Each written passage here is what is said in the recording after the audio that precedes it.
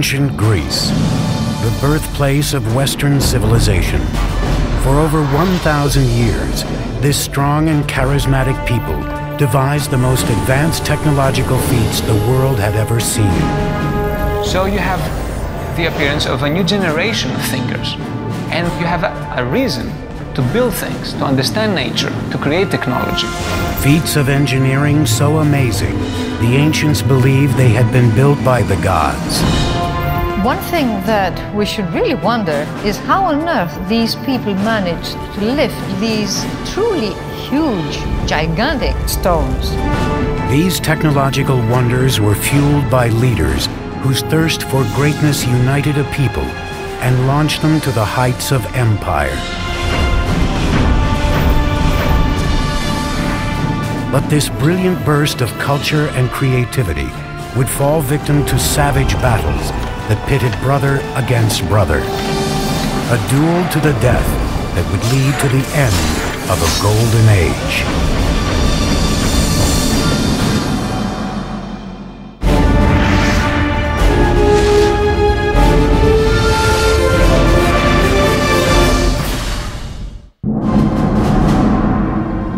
September 480 BC, morning breaks over the island of Salamis and the thin mile-wide strait that separates it from mainland Greece. The calm sea provides no hint of the great battle that is about to begin here. By day's end, the Mediterranean will be flowing red with blood. At stake is nothing less than the future and independence of Greece, a country of islands and city-states which lie just outside the reach of the greatest empire in the known world, Persia. Persia was the world superpower of its day, enormously wealthy, enormously self-confident, the greatest multi-ethnic, multicultural empire the world had seen. A Persian invasion force of epic proportions is on the horizon. As many as 700 ships, carrying 150,000 warriors, determined to add Greece to their empire. But one Greek is poised and ready for battle. His name is Themistocles, an Athenian admiral and statesman who has been preparing for this moment for years. But going up against Persia, the world's greatest superpower of the time, would be no day at the beach for Themistocles. Hello, I'm Peter Weller. First of all, the Greek naval fleet was outnumbered 2-1. Second of all, Themistocles faced the almost insurmountable problem of trying to unite a completely disparate and contentious group of warriors into one command. You see, the good news about the civic development of ancient Greece was the city-state. Each of these city-states was sort of a self-contained, self-reliant mini-country within Greece. But the bad news about the civic development of ancient Greece was the city-state. Because inasmuch as each of these city-states sort of spoke the same lingo, worshiped the same gods, there was really no sense of a national unity, and their only priority was their own particular regional and cultural agenda. At best, they didn't get along. At worst, they were violently at each other's throats. If there was someone who could pull the Athenians together, it was Themistocles, a man who didn't come from the aristocratic ranks and wasn't ashamed to let his fellow Athenians know it. He was always an outsider, and he saw himself as an outsider, and he prided himself on his lack of polish. He said that he might not know how to tune a lyre or to sing well, but he knew all you needed to know to make a city great and free. Themistocles was no stranger to facing the Persians in battle. 10 years earlier, a smaller Persian force had invaded Greece for the first time and fought the Athenians and her allies at Marathon. Now Themistocles would bring that experience to Salamis and focus his strategy on a fatal flaw he detected in the Persian war machine, their navy. He understood that the water was not the Persians' natural element. Persia was a land power. In fact, Persian religion considered salt water to be demonic. Themistocles wanted the Greeks to build a navy unlike any the world had ever seen. Immediately, work began at breakneck speed to build a fleet of 200 triremes, the deadliest ship in the ancient world.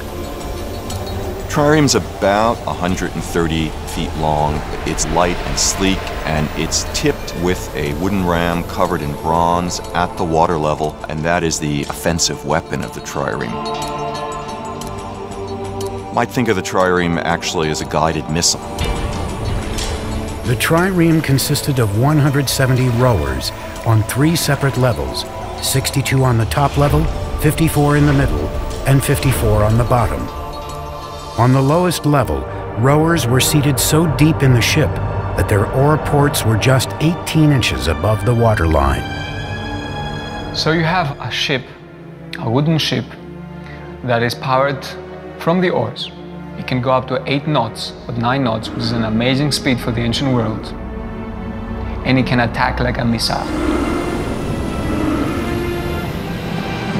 And the rowers, of course, have to learn how to work as a team. They have to learn to row together in unison, which is an easy thing to begin to do, but a very difficult thing to master. The Themistocles fleet of triremes was finished in just a few years and in the nick of time.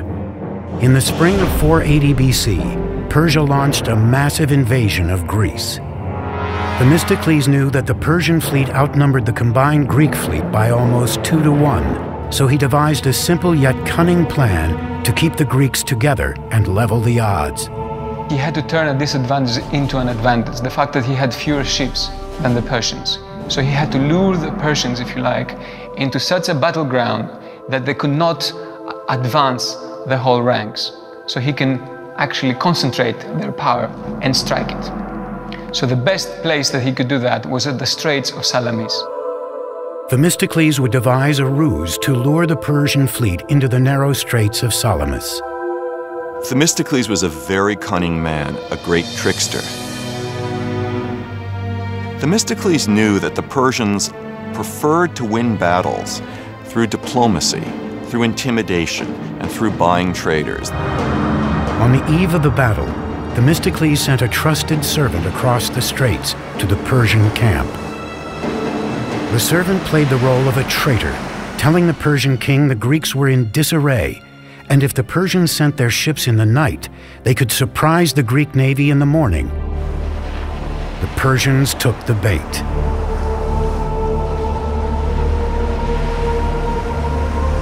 So at dawn, the Persians discovered to their shock that the Greek fleet, instead of being about to flee, was getting into battle formation, and that they, the Persians, would have to fight. So it was a perfect setup of a battle by Themistocles. Now 200 triremes, powered by 34,000 Greek rowers, formed into a line. There was no room for the Persians to maneuver in the narrow straits. Themistocles had sprung the perfect trap. The attacks raged all day long as the Greek triremes encircled the Persian ships, then pounded them with their forward rams. And the Persian officers died in unusually high proportions. The battle was so confused, chaotic, and unnerving that at the end of the day, the Greeks weren't even sure that they had won. But thousands of lifeless enemy bodies on the shores of Salamis revealed a decisive Greek victory. Some historical sources claim the Persians lost as many as 200 ships to the Greeks' 40.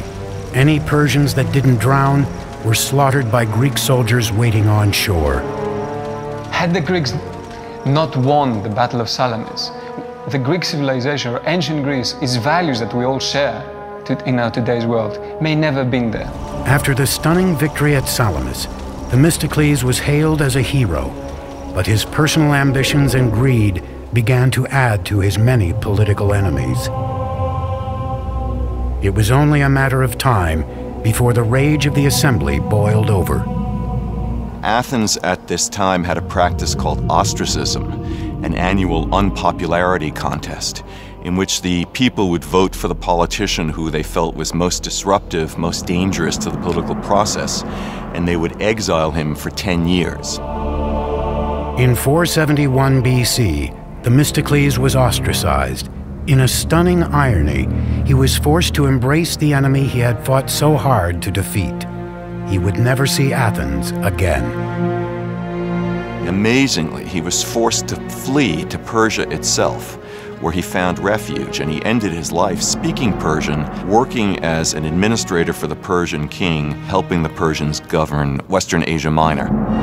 Themistocles had played his part in an epic story of Greek power and achievement that looked to a glorious past for inspiration. The legendary tales of the gods and heroes told in epics like the Iliad and the Odyssey. The stories may be myth, but the engineering achievements of these Greek ancestors were very real and still stand today.